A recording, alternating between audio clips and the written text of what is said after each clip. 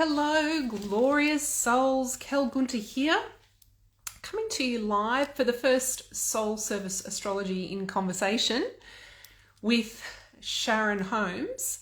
And I'm just waiting to see who's going to join us. I'm waiting for Sharon to jump on. Hang on, they're telling my followers before we get underway. So we'll just give it a minute to bring Sharon on, and then also to have others jump on.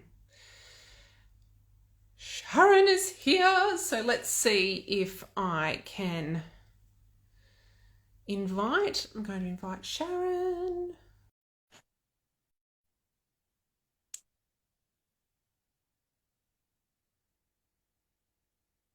Hopefully we'll get Sharon. Oh, there you are. Hello. Hello, how are you? Great to see you, Kel. I'm wonderful. How are you? Yeah, I'm pretty good. I'm just making an adjustment on my... Yes, I'm making an adjustment too, because you don't realise how big Instagram makes your head when you come on live with someone else. And just waiting to see if anyone joins us as we're sorting out our positioning here. I love the colour of your top. Oh, thank you. What's going on here? I just have to put my phone on charge and my stand is being very inflexible. Well, we've got some people joining us today, which is really awesome. So it looks like we've got a quorum, so I'll get underway. Welcome, everyone. This is our first Soul Service Astrology in Conversation with the wonderful Sharon Holmes. I would like to introduce Sharon first before we get underway. Sharon is an award-winning leadership and inclusion coach, writer, speaker, artist, creation of Witchuition, and the CEO of Formidable Voices. Their work dives deep into social justice, spirituality, and personal sovereignty. Sharon is passionate about anti-oppression, anti-racism, creating inclusive spaces and businesses. Their work includes the Unpack Your Privilege framework, Witchuition, Immersion, and the Inclusive Leaders Collective membership. Sharon leads transformative coaching circles, of which I am a member, guiding others to bring sacred activism, inclusion, and conscious leadership to the heart of their lives and businesses. She is also on the advisory board of Feminist Coach Academy. I have worked with Sharon, I think we're going on 3 years now. Yeah, I was in 3 years. the Gutsy Leadership Circle, the Gutsy Leadership Container. And last year I did Witchuition, and this year I'm doing Witchuition again. And I think you asked me to describe working with you, and it's very hard for me to describe in words. I get a feel, and maybe others can relate to this when they work with someone. I get a feeling when I work with someone, and I have to lean into that feeling. And whenever I'm sitting in circle with Sharon, I feel very calm and present, and I just know that I'm held. There's a fierce holding there, because sometimes we talk about some very uncomfortable things, privilege and biases, and things that we need to make changes on in our businesses, but more also within ourselves and then the rest of society as well.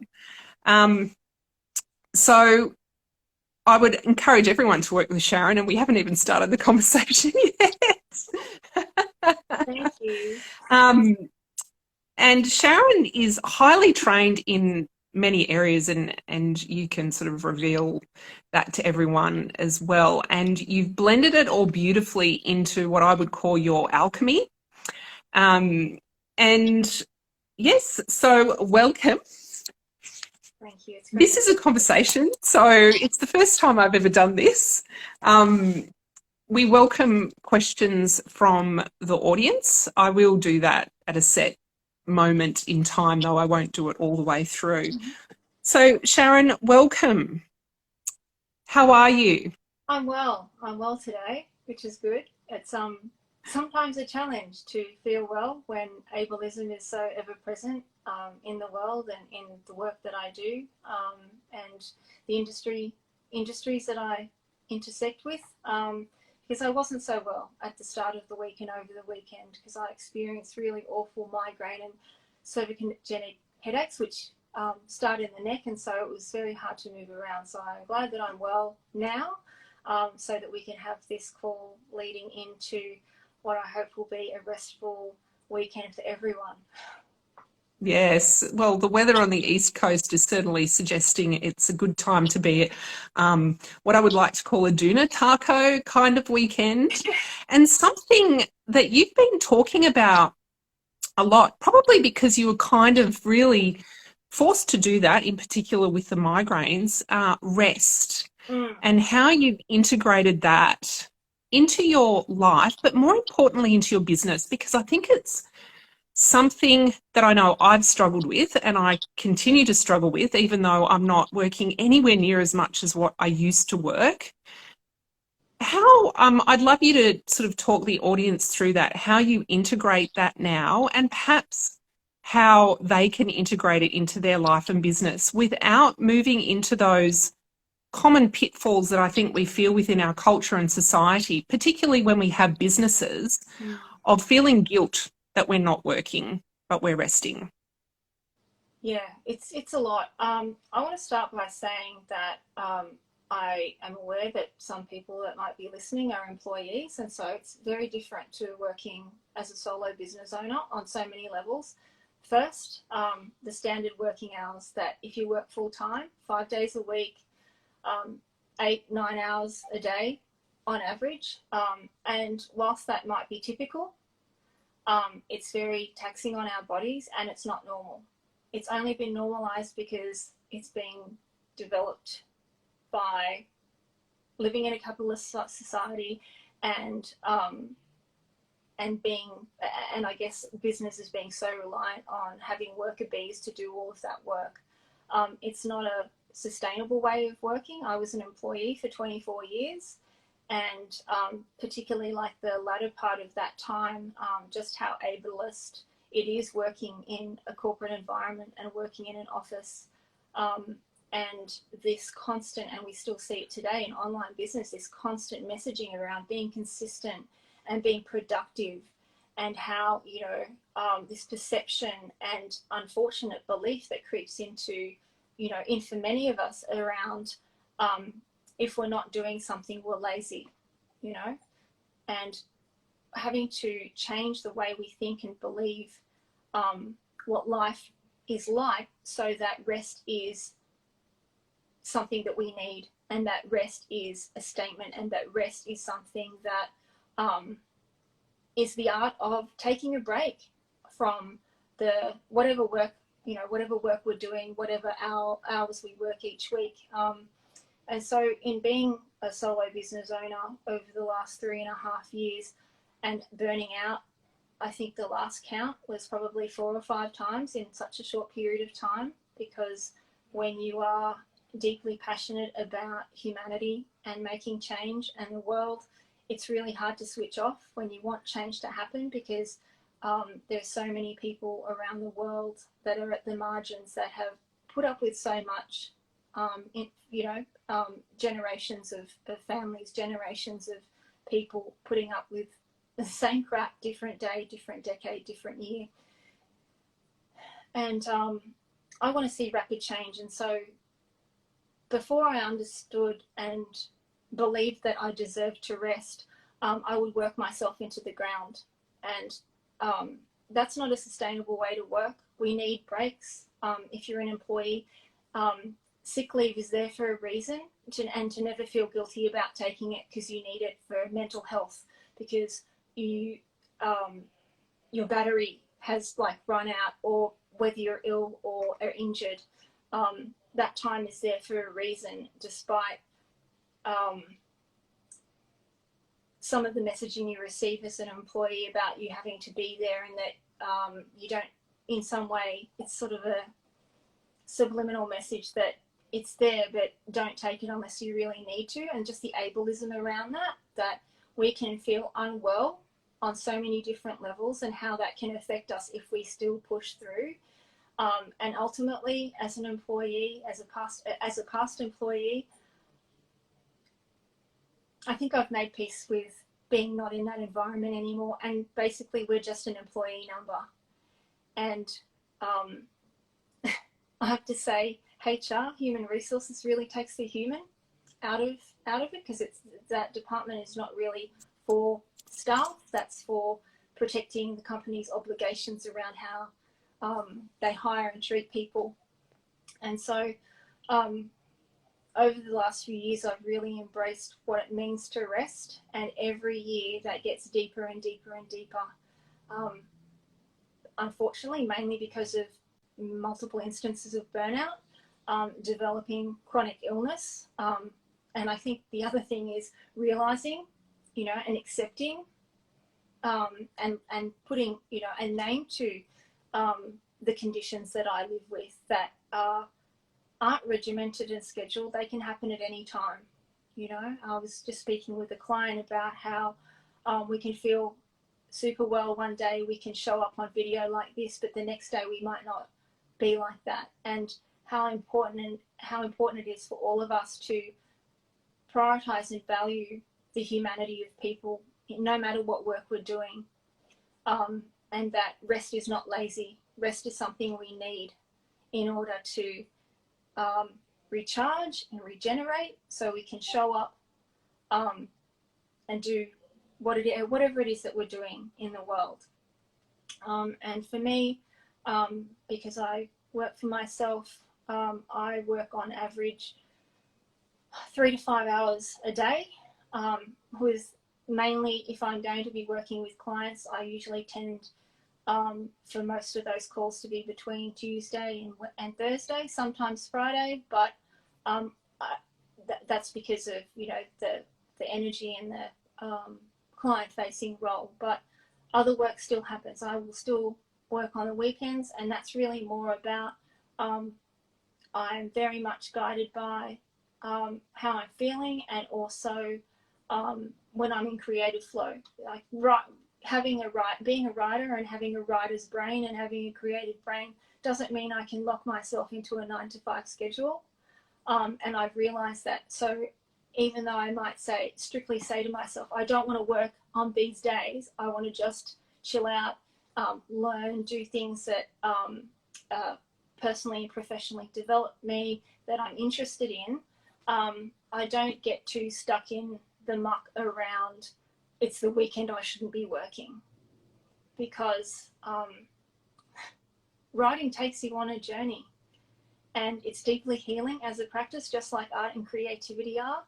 And I just have to respond when it's there, because sometimes it's really hard to write when there is so much else going on, and when I feel like there's still so much more for me to learn, not just about myself, but how I do my work and who I want to work with and what I want to create as well. Create on all levels, not just, for work, but also just to support myself, to resource and top myself up. So rest is not just about having a lie down or having a bath and popping a face mask on.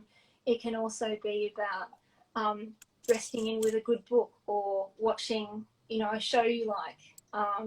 So to me, rest has many different, there's many different examples of rest.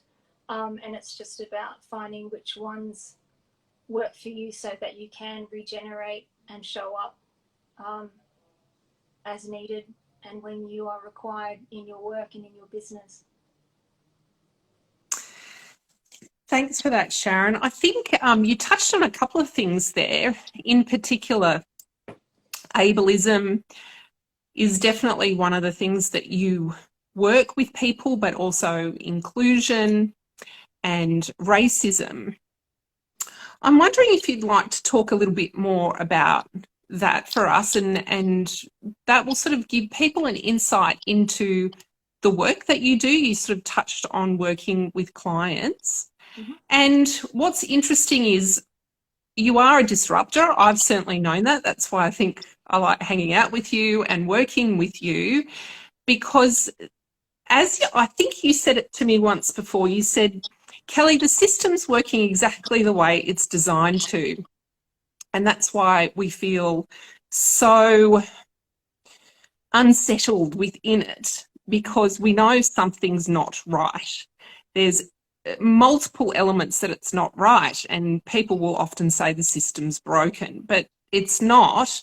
And there's so many things that we can be doing personally, collectively, in community, to one, support each other, but also to I suppose raise up and lift up those, and I'm talking people, to the forefront that have been marginalised. And I would love you to just discuss how, one, you help people do all of that, because quite clearly I'm white and I'm working with you in particular to, on an ongoing basis, to unpack my white privilege, to definitely look at inclusion on all levels.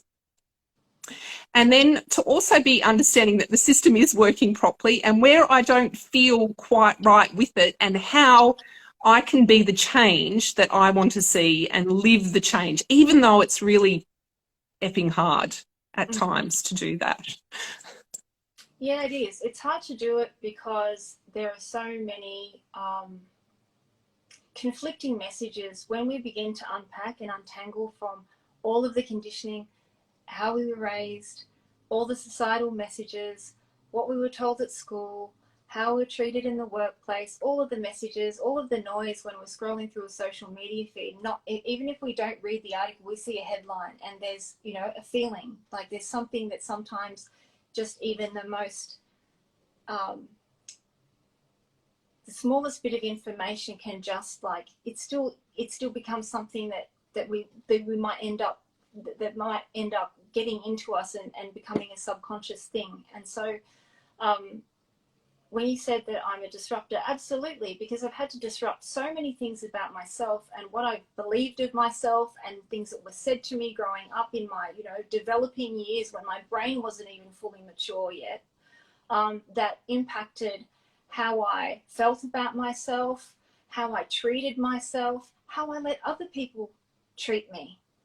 And so I'm a disruptor because I had to untangle so much and unpack so much that I had internalized over the last, 45 years. The unpacking process is still ongoing, and untangling from it is so important. But the first step is the awareness of everything that I've been told, everything that I've been believed about myself. Where has that come from? It's all external. And so if I'm going to go about disrupting how I feel about myself, what I think, how I show up, it has to start with me. It has to start with self-awareness. I need to look at myself. Everyone needs to look at themselves. That's very uncomfortable. Disruption feels unstable. Disruption feels confronting, because it is confronting. It's so easy to look at other people and notice and name all of the things that they're doing wrong. It's much harder to really take a really good look at yourself and to look in the mirror and just see, yes, I've enacted harm. I've behaved awfully. I haven't been inclusive. I've had internalized racism, or I've had racist thoughts and beliefs about people. I've projected this stuff and then I've denied their humanity. And some people don't go much further than, no, that's not me. And we need more leaders in this world that give a shit, that are willing to really look at themselves. And I don't believe anyone who assumes a role of leadership should be there if they are not unpacking their privilege. I've been doing this work for 3.5 years, writing about it for 4.5 years before I went, hang on, I need to go further into this. And you mentioned me talking about racism in my work, because I work with clients. And so I'd like to share with you why it is that I began doing this work in 2018. And I'm biracial. I identify as biracial Asian. My dad's Northern Irish. My mother is Chinese Indonesian, which is also a minority in itself in Indonesia. And my identity is complicated and unique. I'm an only child. There is no one in my family that looks like me. There's no one in my family that has experienced the things that I have. And that has been a very lonely existence at times. And I've had to learn how to belong to myself and just find myself for myself in order to show up and take up space and own all that I am. And so it's been a very deep journey. And in January 2018, after I'd been writing about spirituality and social justice, mainly at the time because I was unpacking and untangling myself from whitewash New Age spirituality and all the things that I'd learned from white thought leaders and self-styled gurus, as I call them. I had an encounter on my personal Facebook page with white women relatives when I posted something about white supremacy, and I was told by these relatives who I'd spent time with when I went overseas that I was being stupid and that white supremacy doesn't exist and you don't know what you're talking about. It's like, look at me and look at all of my experiences. And the shutdown was just incredible. I was really, really shocked because two of these three white women relatives were women who, when I was 14 and travelled to visit that side of my family, were the ones that seemed progressive because they believed in animal rights and they shopped at the Body Shop. They were all into, against cruelty for animals and shopping ethically. And then I realised through the comments and that awful conversation, and then what took place in my DMs, and then what took place on their respective pages in talking about me behind my back, was that an animal was more important and more valuable to them than me, than my humanity, and than all melanated people. And I realised that because I had been writing since 2017 about these things and unpacking and learning and disentangling myself, it was a process that was happening all in tandem, all at once, that it really crushed me to have this experience that January. And I grieved the loss of these connections, with this family that, family members that were all gung-ho supportive of me when my business did not touch on race, did not touch on social justice, and did not draw these uncomfortable topics in front of their faces. And so that year, a few months later, I was made redundant from my job, and I realised that after 8 years of working there and 15 years working in that particular industry, that it was just another sign that I really needed to do this. This was important work to do overall.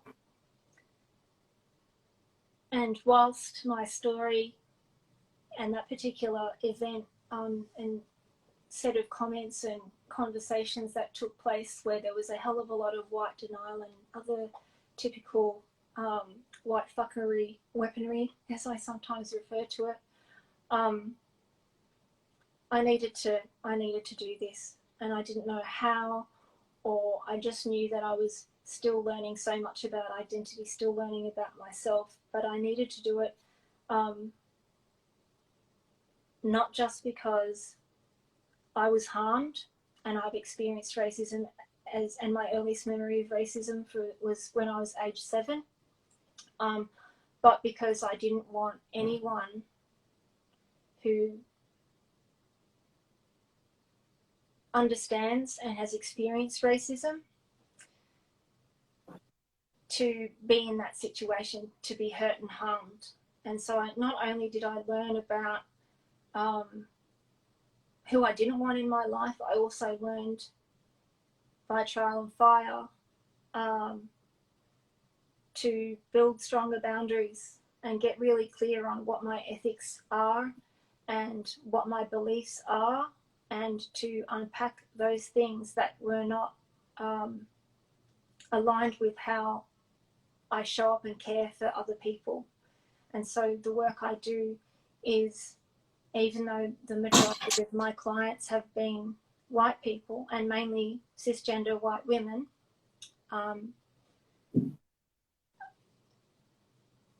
I do this work for melanated people. And I just want to quickly reference my friend Louisa Doran, who's, according to Weeze here on Instagram, for their phrasing of Black, Brown, Indigenous, Melanated People, BBIMP. I have, since Louisa posted about the change in how we identify racialized people, it's about not othering ourselves. So Black, Indigenous, people of colour, as an acronym, as a phrase, tells us that we are othered, that we are different, when we are actually the global majority, let's be clear, and puts us, I guess, gives us more, not more power, but it identifies us in a way of what we are as opposed to how we're not white.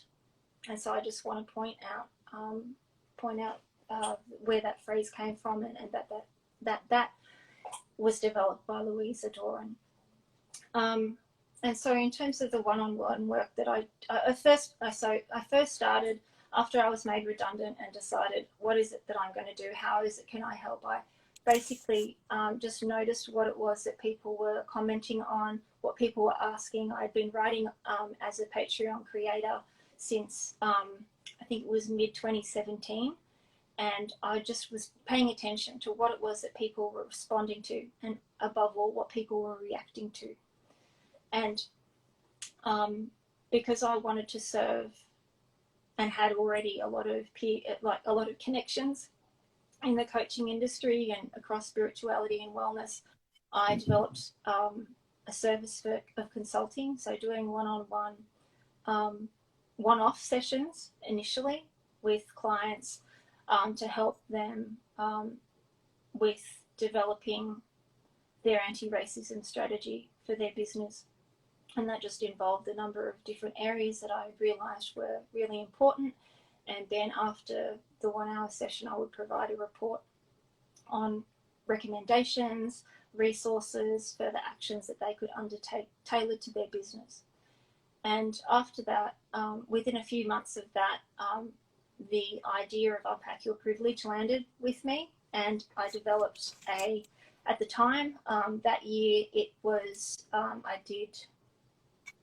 I taught 2 classes. The first 2 classes of the learning framework, self-awareness and activism and action for empaths and highly sensitive people.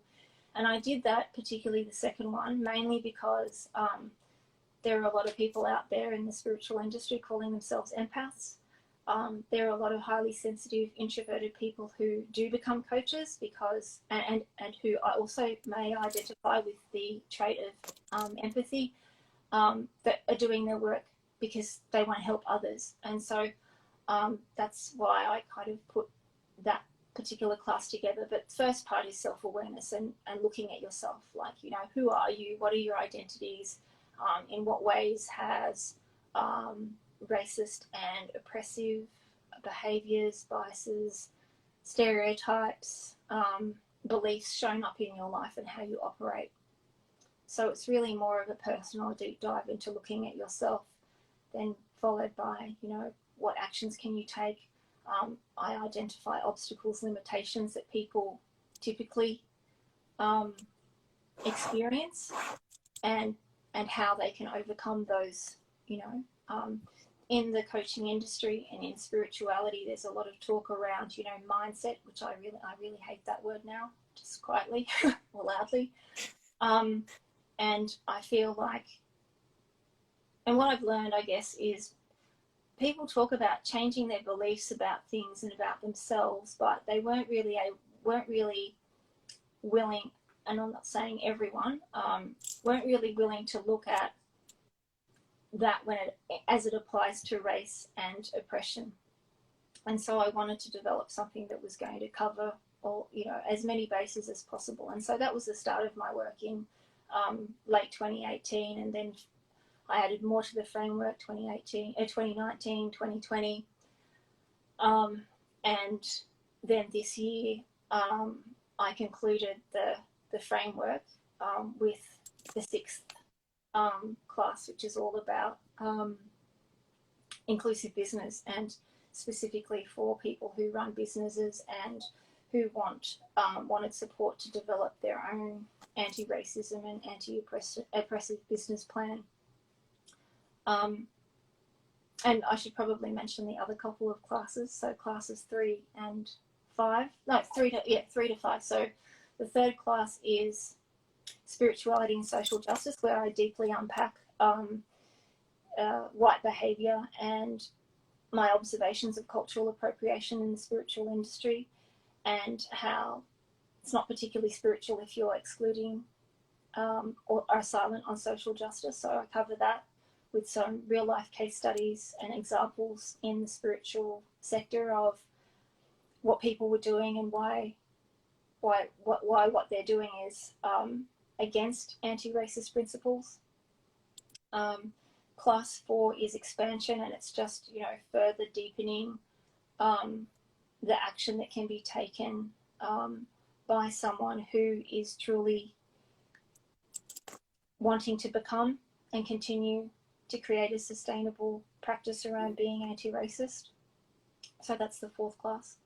The 5th is formidable business, and through that class, I designed it at the time for women entrepreneurs because I wanted to check what data there was around women in entrepreneurship, and second, I wanted to see what the demographics and trends and fastest growing number of entrepreneurs are, and it happens to be Black, Indigenous women of colour, and the main reasons usually centre around wanting to do wanting to do, you know, as women and people of colour wanting to do our own thing, and also because of experiences in the workplace. And so I also cover leadership success factors, like what it is that in particular Black, Indigenous women of colour can bring to business, and bring to business and work and career because of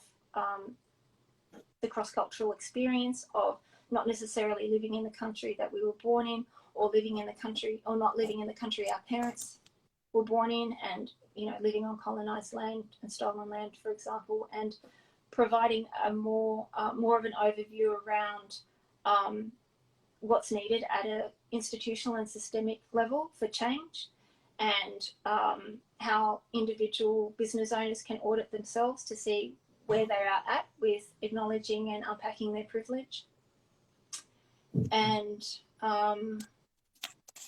also auditing who they choose to work with from an ethical and anti-oppressive foundation, as well as I also cover like white supremacy roadblocks, the types of things that happen, and also the way that many of the marketing and sales strategies used in online business are oppressive and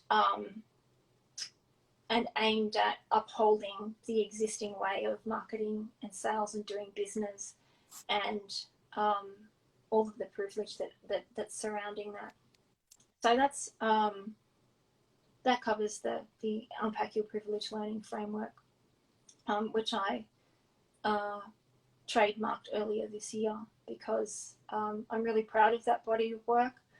I never thought it would become what it is, but it has helped educate a few hundred people around the world. I would love it to reach more people, because being anti-racist just isn't a phrase you put in your bio. It's an active daily practice of constant untangling, unpacking, unlearning, and relearning what it means to be a truly inclusive human. And I really care about that. And it's the way that I get to help people. It's the way that I get to dive deep into the work that I do, the way I get to support people, and I'd like to see real change. And I also acknowledge that that might not be possible in my lifetime. But just because I'm not going to get to see it doesn't mean I don't act, doesn't mean I don't keep trying, because, you know, for my child and for other children around the world, like, you know, I would like them to have a better world. And if that means that we can see some serious change at the individual level, institutional level, and then, you know, systemic level, then I just want to know that when I get to my deathbed that I did everything possible. And so a lot of my time, even when I'm not actively supporting clients, it's still, you know, I'm a lifelong learner. So I'm one of those people that formal education, which I have obviously done a number of times, I like to create my own curriculum, like what I like to learn. And so, yeah, a massive deep dive over the last 4 years of learning and reading, you know, thousands of articles, and writing also millions of words, you know, over the last 4 years, sharing my reflections and what I've learned, and what I've reflected upon, and all the questions not only that I've asked of myself, but that I ask other people to inquire upon. So it's been quite a journey and a lot of learning. And this year, it's like a few things came together. Like, I've never felt more myself, whilst also being on like an awful roller coaster that I'm like, can I please get off now? I want things to just like feel smooth, and they're not, but that's life. But this year's also been one of deep integration of identity, various identities that are, you know, me, and getting really clear on my work as well. Like, there's so much clarity that doing this work and making it my soul work has brought me. And I wish more people realize the deep transformation growing more sovereign and self-aware can not only just bring you as a human being, but what that can bring to other people. And just, I think one of the most wonderful things about doing this work is seeing how my clients integrate and implement in their own unique way, how they show up, how they keep doing their work, how they keep learning and evolving, because I don't feel like there is ever an end to this work. We don't just get to like some type of hierarchy or pinnacle or summit and go, yep, I'm done now. Like, it's ever evolving, ever changing. And it's not about like being consistent or like exhausting yourself to the point where you don't want to do it anymore. But it's just that self-awareness of there is always more to learn, and to just do our part, you know. We're not all hermits. We have to coexist with others. We rely on others for services and support. And it's really important that we acknowledge humanity in a much deeper level than, say, for example, the politicians that are in our governments. Well, I'm going to first of all say thank you for sharing your journey and your story, because there might be some people either with us live today or watching back on the replay and have never heard someone's story of direct racism, and in particular, like coming from family members. And even just you speaking will activate people to take changes. And I think that that's probably something that I've learnt and integrated in my work. And when you talk of humanity, and I feel like it's the whole privileging people, but not just any one person or one group of identified people, which pretty much with the predominant colonialised culture and society we have in Western culture in particular does. And I come from it that I want to privilege the planet, and because we are the planet, that includes the people, but that includes everyone. So I'm not free until you're free and everyone else is free. So I just love that. And your strength came through in your story, and that you've gone through, and you continue to go through, as we all do, the spiral of life instead of the circle of life, the spiral. Yes, and I like to think of the spiral going up. A line on a piece of paper. A squiggly line, maybe it goes down.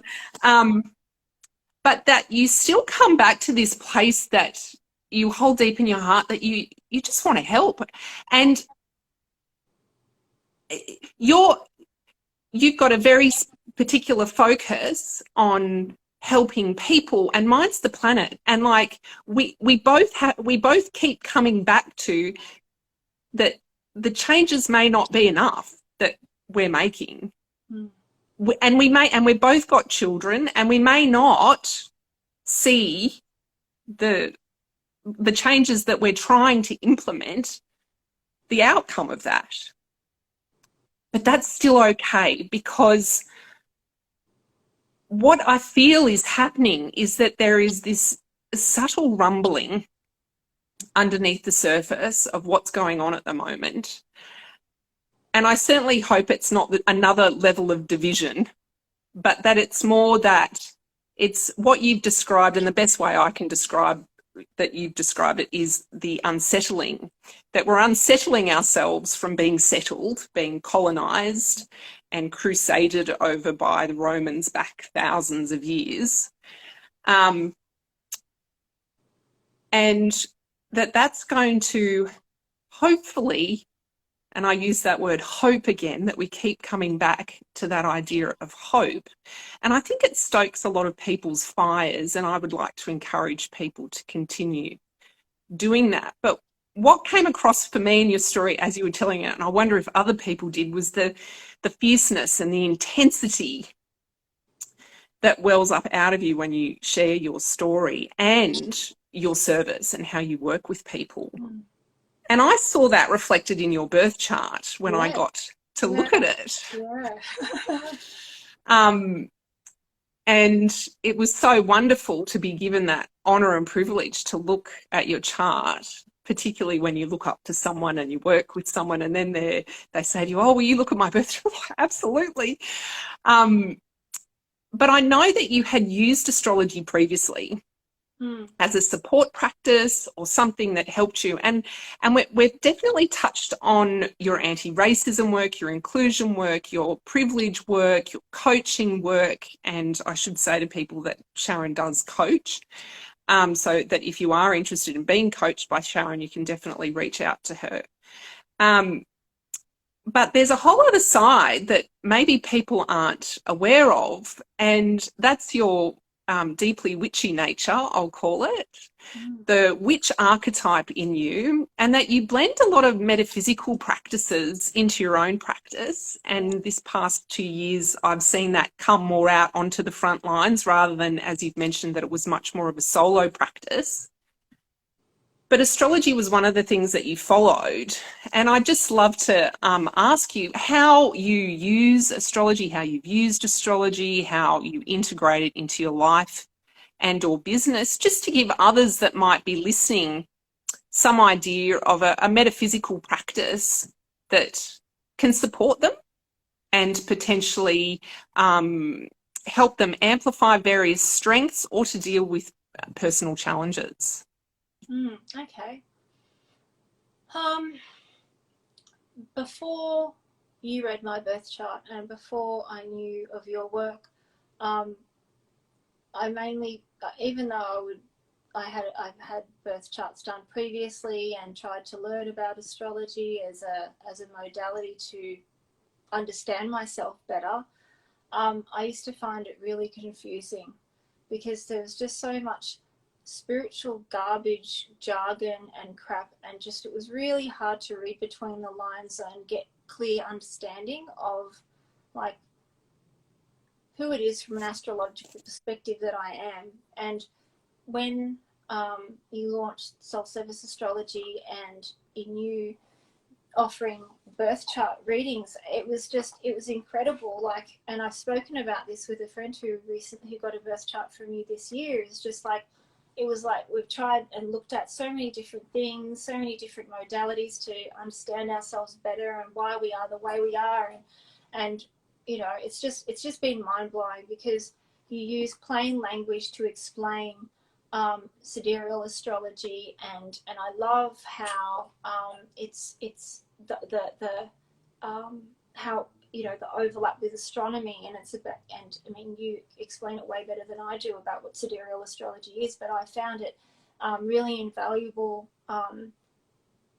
in, and I'll refer to my birth chart in seeing on the page with really super clarity, tailored to who I am and my work, and in a way that just was really great because I could absorb the information and take it in, and then show up in a more me way and accept more of myself, and have like this wonderful plain language without all the crap, concise report that explains and helps to remind me when I'm like, why am I like this? And I'm like, oh, that's why I'm like this, you know, because I'm a very intense person, and I'm doing intense work, which challenges people, and, you know, I'm a disruptor, as you said.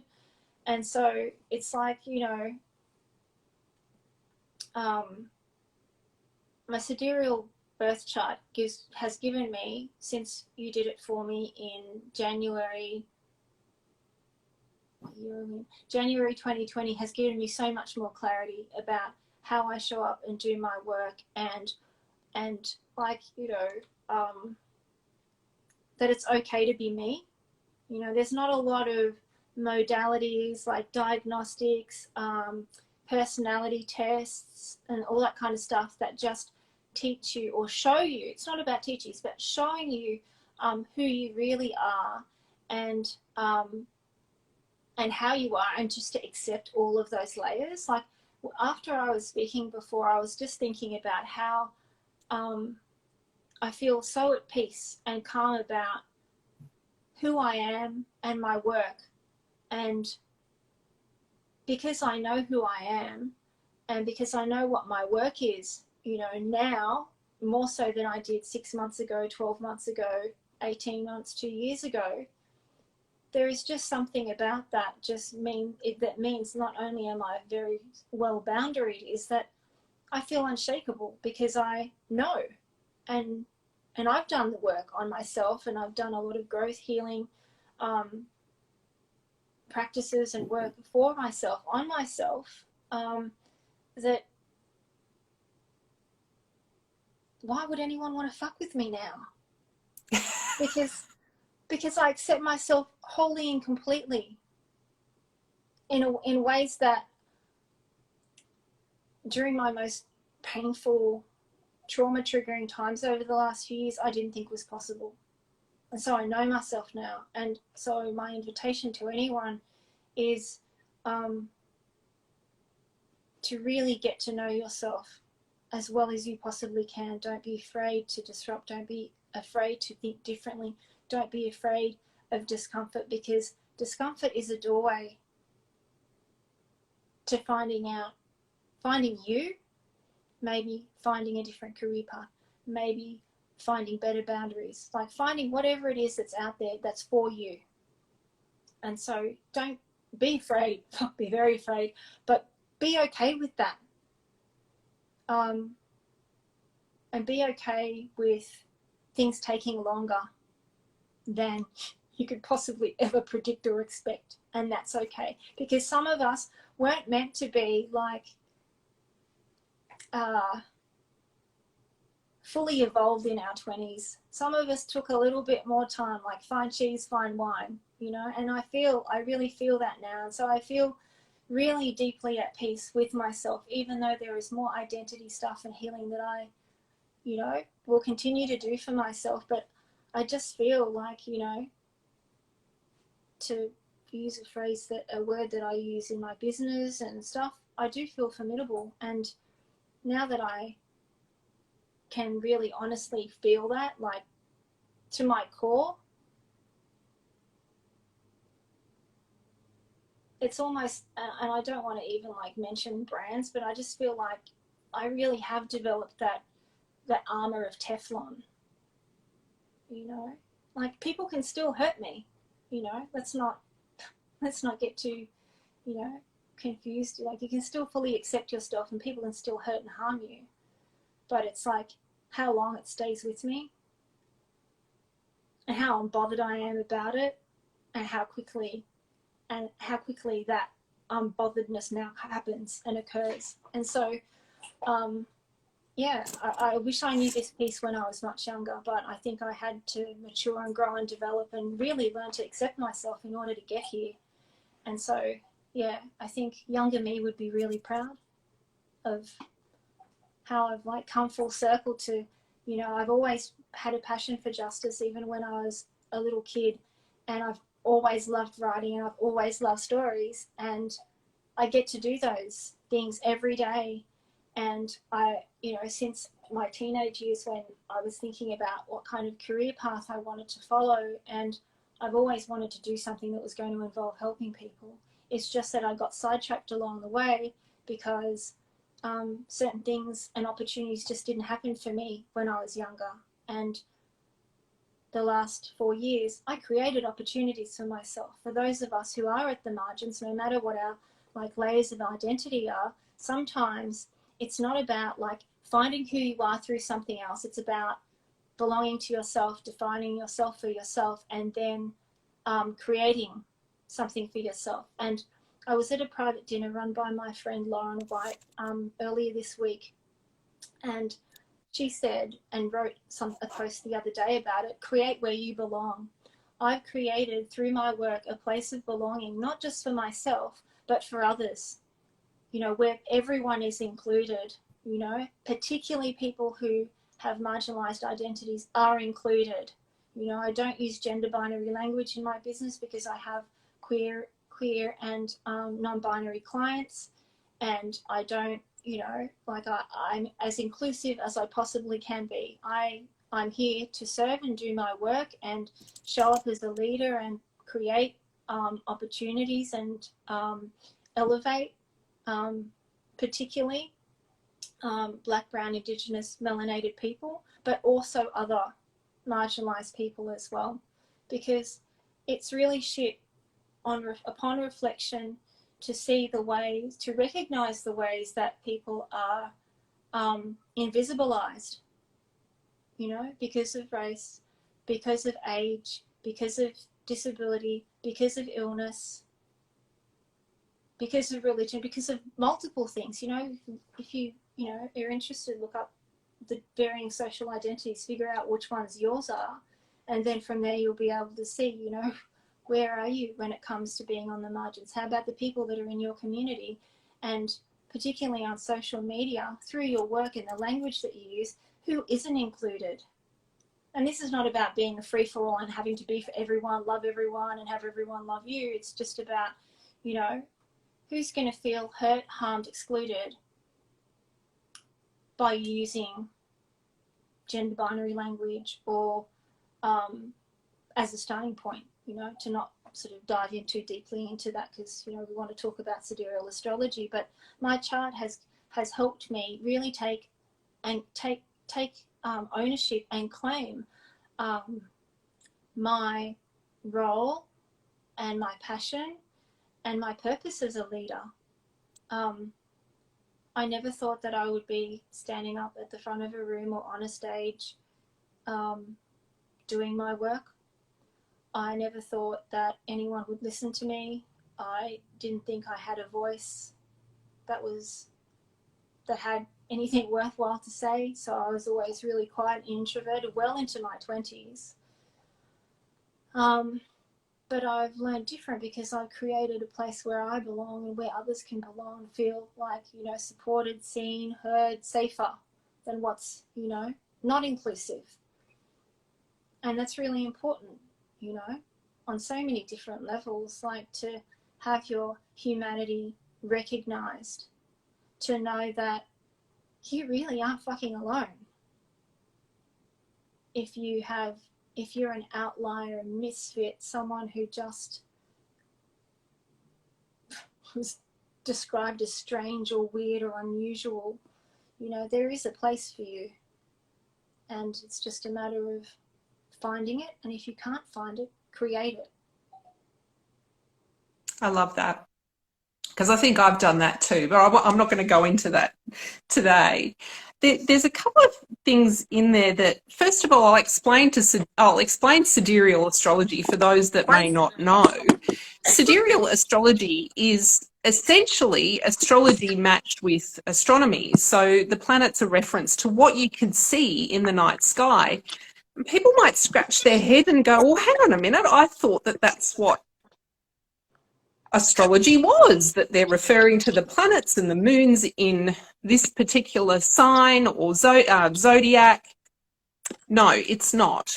And I speak only to Western astrology because, of course, Vedic astrology, Indian astrology, and a lot of the other Eastern astrologies have always referenced the sky, and I'm not an expert in any of those, but I am an expert in Western astrology. And it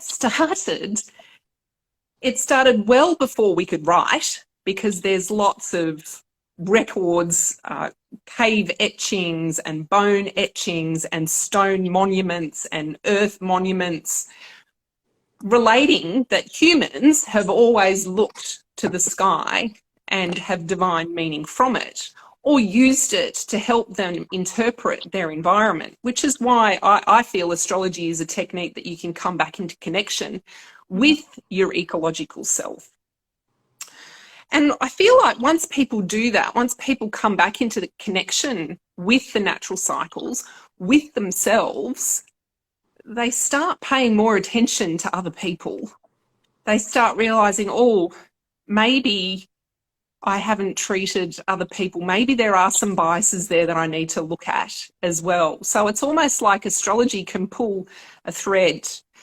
But there's a couple of things that what you've just mentioned that I want to untether a little bit. And the one around identity is very interesting to me because, of course, I was a tropical astrologer for many years until I realised, because I'm also a scientist, and I went back and had a look. And I was like, well, this is not in alignment with what I thought was going on. So I switched to sidereal astrology. And what that does is it means the majority of your tropical astrology sun signs will be approximately a sign ahead of where they were when you were born, where the sun would have physically been observed if you could look at the sun when you were born. And I've had a lot of backlash from that. People saying, oh no, that's not me, I'm definitely this sun sign. And so this idea of identity and how us as humans get so deeply wedded to aspects of it. But then what you just described in that whole conversation, where how there's different elements of your identity that you unpacked and had to let go, and there was different embracings of new identity, and you let everyone sort of in on the fact that you're still embracing aspects of your identity. So this whole concept that me telling someone that, well, actually your sun wouldn't have been there when you were born, it would have been here. It's okay to shift identities. It's okay to embrace new aspects. and to step into a new identity, I think you embody that. And there's what I want everyone to see is when you talk is that you've described what you've been through, but you sit there in this strength and this power and this fierceness and being formidable. Yes, you can still feel bothered or what someone else might refer to as triggered, but you don't allow it to go to the core anymore and make any changes like it may have when you were younger. Yeah. And that's certainly the astrology as we move into this coming week is I would encourage everyone to feel into how they respond when someone does trigger them and how they respond to when they are bothered. And to what you mentioned right at that beginning, that piece on awareness, coming into awareness of how you are and how you're responding. It's certainly something I started to learn when I was studying yoga philosophy, but I didn't truly embody and integrate until working with you, until I realized, oh, I do need to stop. And the first piece of anything is to become aware of it. And I think you'll certainly agree with this, is that you can see lots of so-called leaders at the moment, they become aware of something, but are they really making the changes once they become aware of it? No, they're not. They're not. And I can only think of one really that has become aware of it and had made a significant change in their business. All the others have mentioned it as a blip in time and they just keep carrying on. So I think the reason I wanted to mention that is those watching live or on the replay is to be very careful and to be considered. And that's something that Sharon, if you work with her, encourages you to do, is it's that lens, it's the pulling back of the veil and going, what really makes up that person? Because God, we have to do that on social media, don't we? As you were speaking, I was thinking about how when it is someone who has a massive influential platform that's, sells out programs, courses, best-selling author, spiritual new age types, is they have the financial privilege to just throw money at an issue, but they don't take the step to do the deeper self-awareness. And there are numerous examples, if you look hard enough, if you know where to look, of people just throwing money at the idea of social justice education, or they do performative optical things, but they never do the deeper self-awareness because they are still in their privilege and in denial, that because they think that from, if they find themselves as spiritual leaders, thought leaders, those types of people, they think they've done enough work because they've already ascended or are enlightened on some spiritual level. They think that they don't have to do any more work. And so what I see is, particularly when there are calls for accountability because of harm, hurt that's happened and occurred and being directed towards Black, Brown, Indigenous, melanated people, is they will just throw money at it because they have that financial wealth and privilege to do so. But it's just, when like I can tell when someone is not implementing and integrating stuff. I know it intuitively. I know it because I can see what real action looks like. I can see what real implementation looks like. I can see what real integration and praxis looks like. So I can tell. And so, now that I have developed and strengthened this bullshit detector, it's not much gets past me.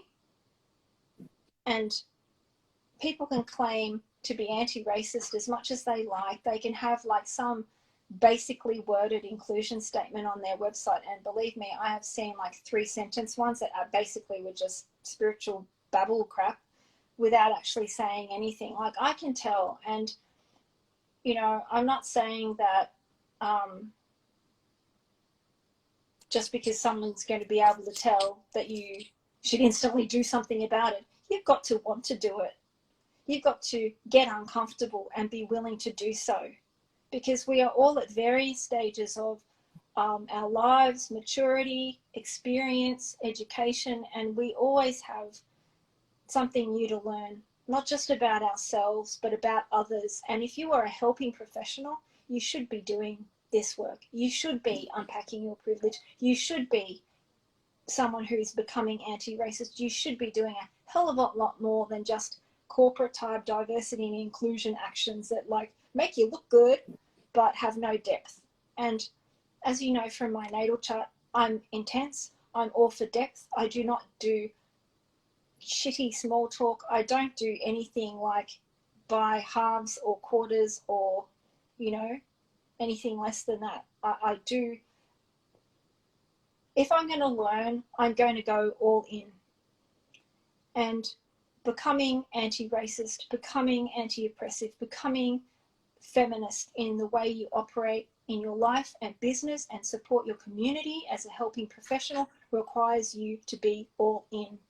Because I know this from my peers in social justice and anti-racism. We can tell when you're not doing it. We can tell when you're not implementing all of the elements. We can tell when it's just performative. And don't think that we don't, because we do. And this might not be really a message for people who are joining the live or listening to the replay. It's really one where I would really love for you to really look at who you are following, whose books you are buying, who's selling out programs that you are supporting, learning, you know, who you look up to, who you are inspired by, and really discern whether that is the kind of leader that you want to be, that you want to follow, that you are going to pay, that you are going to trust. Because if they're not inclusive, they are not What's the point? the future, and they are not the present when it comes to leadership. And you deserve so much more in terms of who you learn from and who you pay. You know, not this half-assed, you know, I'm just going to dip my performative toe in this performative optical pool of diversity. Because, you know, there's a lot to unpack, but it is possible. I have seen, and I spoke to a new client just before this live, whose awareness about privilege and anti-racism was really only heightened May, June last year. But they have done a hell of a lot in a short period of time. And I don't always get to see what someone does after they study with me through my course. I don't always get to see how someone practices and implements after they coach with me down the track. And I don't always get to see how rapidly someone can change, grow, learn when they are really on board in a short period of time. And I have to say, with this particular client, I could have almost cried on that call, because I was like, this is what real change looks like. This is what it means to make inclusion the focus of your business. This is what is becoming inclusive by nature. And it is so extraordinarily rare. I wish it wasn't, but it is, because people are more concerned with adapting and learning marketing and sales tactics, as opposed to doing deep inner awareness work and putting, you know, real diversity and inclusion work and anti-oppressive work at the forefront of their learning and at the forefront of their investment in business and at the forefront of how they practice and operate their businesses. So more change is required, more action is required, more heading in the right direction, you know, the direction of inclusion, the direction of better representation, the direction of what it truly means to be a leader. And sometimes you just have to take a little trip yourself of discovery of what does that mean and who am I following. And, you know, if you are really inspired by someone who is a self-identified guru or thought leader, what is it about them that they have that you want or want to be?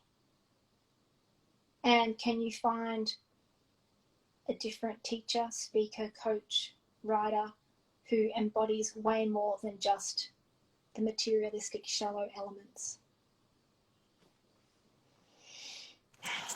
That's just what's been coming up for me lately. I've certainly changed who I follow and who I work with all the things that I've learnt from you. But I wholeheartedly agree with that. I see many, many people within our industry just continually buying from people that aren't doing the work, and then also aren't really showing us the impact that they're having to make the changes. They're saying they're making the changes. They're saying they're going to be doing these things because they want the world to change. But it's just buying into what we've already got. And I speak mostly towards those coaches that sell on the front lines for money, that it's all about money.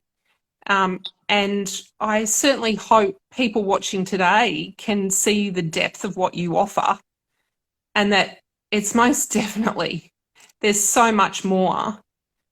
There's impact, there's legacy, there's changes, there's being kind to humanity and all people.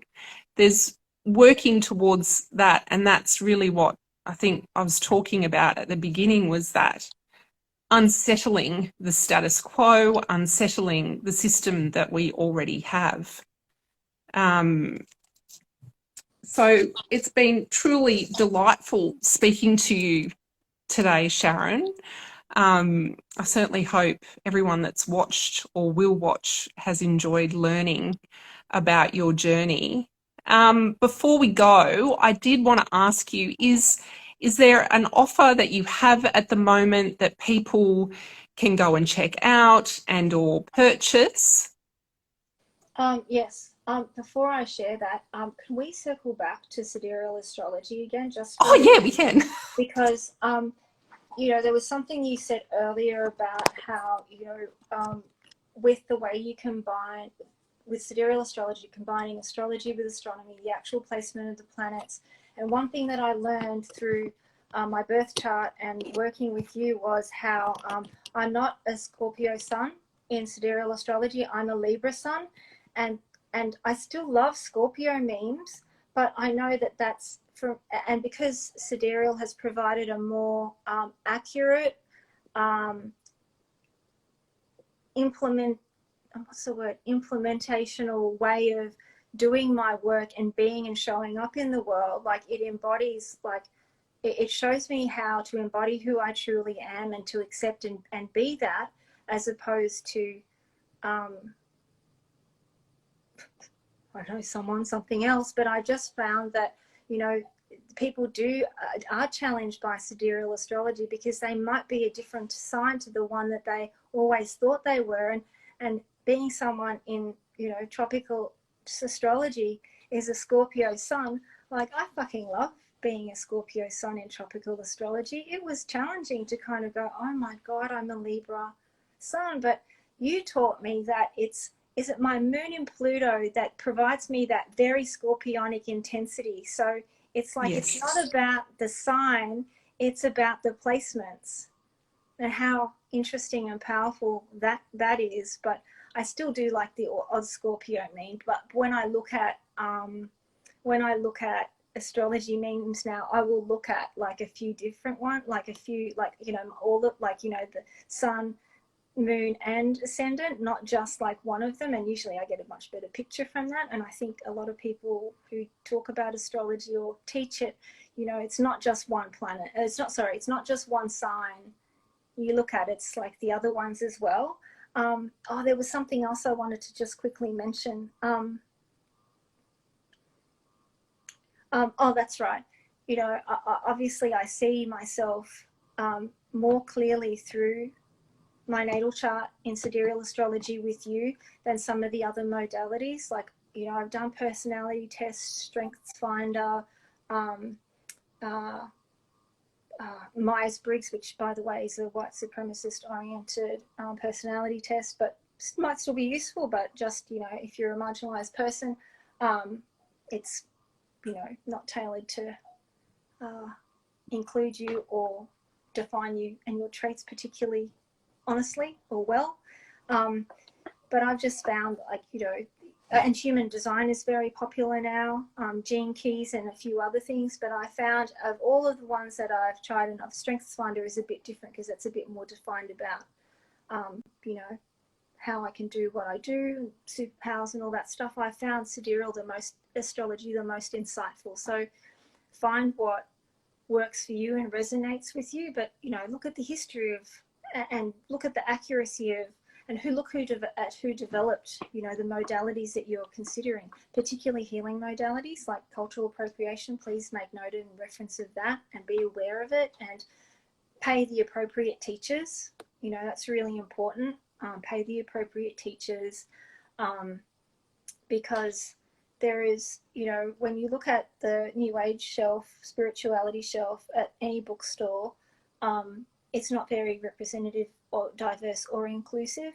Publishing industry as itself is not, but particularly if you look at spiritual books, you will just notice that the diversity is not there, and you will often find a hell of a lot of cultural appropriation going on that shelf, and to be very discerning about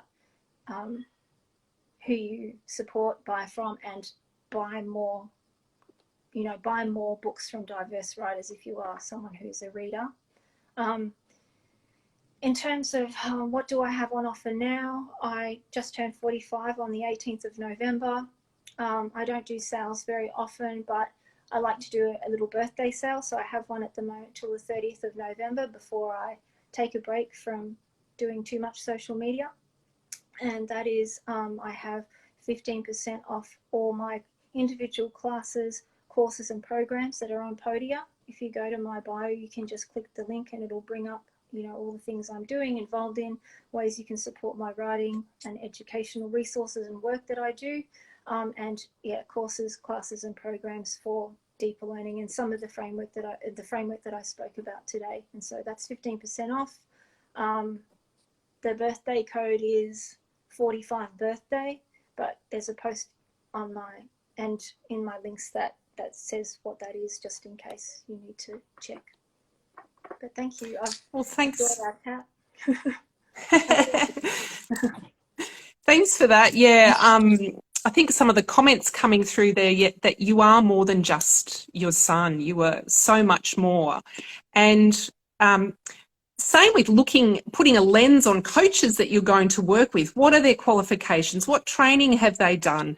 You know, what do they talk about? Who do they work with? Who do they put on the front lines? Are they sharing, you know, other people within the industry, particularly marginalised people, so that, you know, that they're raising other people up. It's not just all about them. And of course, we see lots of coaches doing all about them, but same with the modalities. When you want to go and work with a practitioner that's offering a certain modality, and one of the comments has been about human design. I've always not sort of felt very connected with human design because I thought it was appropriating various cultures, which is why when I started developing soul service astrology, the first thing I did was I'm going to go and look at the history. And I still have a load more research to do, most definitely, and it's something that I like to do. But just know, if people come and work with me, if they do soul service astrology, the first chapter is the history of astrology. We should all be stepping into whatever modality we're going to study. We should all be asking our teachers, where is the history to this? Where does it come from? Who created it? And how are you honouring it? And I think that's the same lens that we can place on the people that we're going to work with as well. Yes. So thank you very much. My phone's going to die. I know. I've been holding my phone on the charger here. It's just, it's not the right charger. And my easel that I put my phone on, I couldn't undo one of the bolts. So I'm like having to hold it. So sorry for the jiggly camera at times, because I was just trying to hold it in place. No, it's been totally fine. So thank you very much. If you want to work with Sharon, go and check her profile out on Instagram at Sharon Holmes. If you do want to see astrology in action, I have a very affordable masterclass coming up next week. It's only $22. You get to spend 3 hours with me across 3 days. You get a copy of your sidereal chart, and you get to use that and see sidereal astrology in action. And you can find that link on my bio if anyone's interested in that. So thank you for the inaugural, the foundational soul service astrology in conversation. Nerve-wracking for me being an interviewer, but you did wonderful. Thank you so much. Thank you everyone for joining. Absolute pleasure, and thank you to those that have watched as well. If there's any comments on the video in either of our profiles, I'm sure either Sharon and or I will come and answer them. Yes, absolutely. Thank you. Have a great weekend. Bye. You too. Bye. Bye, everyone.